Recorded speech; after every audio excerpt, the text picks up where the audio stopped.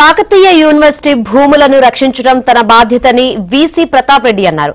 యూనివర్సిటీలో young India integrated residential school నిర్మాణ ప్రతిపాదన వాస్తవమేనని, కానీ భూముల కేటాయింపు ఇంకా జరగలేదంటోన్న కాకతీయ యూనివర్సిటీ వీసీ ప్రతాప్ రెడ్డితో మా ప్రతినిధి నవీన్ ఫేస్ టు ఫేస్.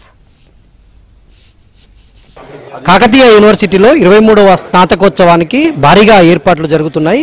ఎలాంటి ఏర్పాట్లు చేశారు, రేపటి కార్యక్రమం ఎలా ఉండబోతుంది అనేటువంటిది వీసీ గారు ఉన్నారు, ప్రతాప్ రెడ్డి గారు. వారిని మరిన్ని వివరాలు తెలుసుకున్నారు. సార్ చెప్పండి, రేపటి కాన్వకేషన్కు ఎట్లాంటి ఏర్పాట్లు చేస్తున్నారు, ప్రోగ్రామ్ ఎలా ఉంది?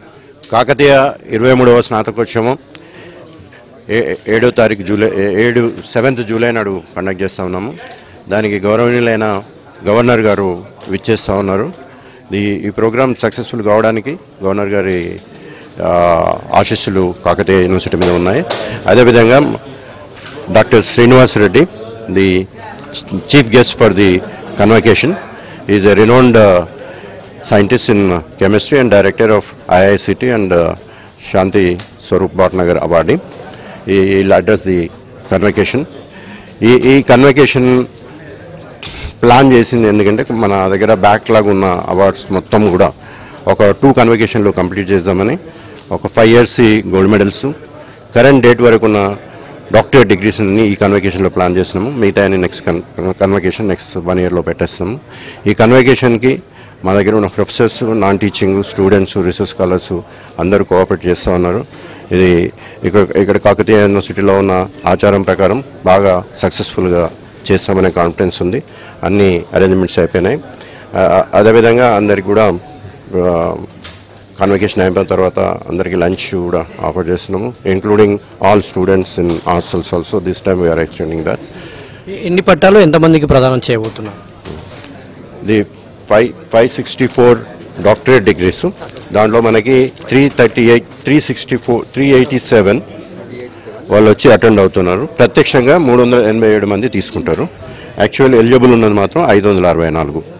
అదేవిధంగా మనకి మొత్తం గోల్డ్ మెడల్లు అవార్డు అయ్యేటివి 579.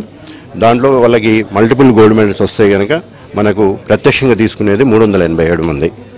వీళ్ళందరికీ ఒక 2 hours మనం కంప్లీట్ చేస్తాం. గవర్నర్ గారు షెడ్యూల్ ఎలా ఉండబోతుంది సార్?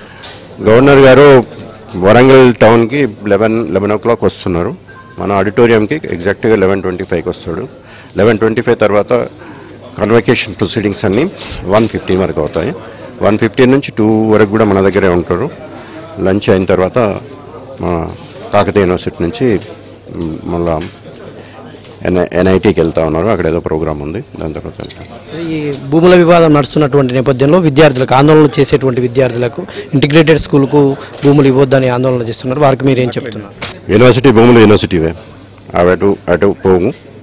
ఒక ప్రపోజల్ వచ్చింది, డిస్కషన్కి వచ్చింది, ఇంకా ఫైనల్ డెసిషన్ కాలేదు. అది ఫైనల్ డెసిషన్ యూనివర్సిటీ ఎంప్లాయీస్కి కానీ స్టూడెంట్స్కి కానీ ఇంట్రెస్ట్ లేకపోతే కాదు. కాకపోతే ఒకటి ఏంటంటే, అది కూడా విద్యా వ్యవస్థ కనుక, స్కూల్స్కి కనుక ఒక ఆలోచన, అంతకంటే ఎక్కువ ఏమీ లేదు. As a vice chancellor I will protect all lands. Whatever the land is there with Kakatiya University, with wholeheartedly I try to protect that. ఇప్పుడు ఉన్న దానికి బౌండరీ కూడా శాంక్షన్ చేయించినాము, బౌండరీ కూడా వస్తుంది. 23rd కాన్వకేషన్కి అయితే భారీ ఏర్పాట్లు చేశామని వీసీ గారు చెప్తా ఉన్నారు. అదేవిధంగా యూనివర్సిటీ భూములను కాపాడడం తన బాధ్యత అని కూడా ఆయన చెప్తున్నారు. వీడియో జర్నలిస్ట్ జగదీష్తో నవీన్, ఏబీఎన్ ఆంధ్రజ్యోతి.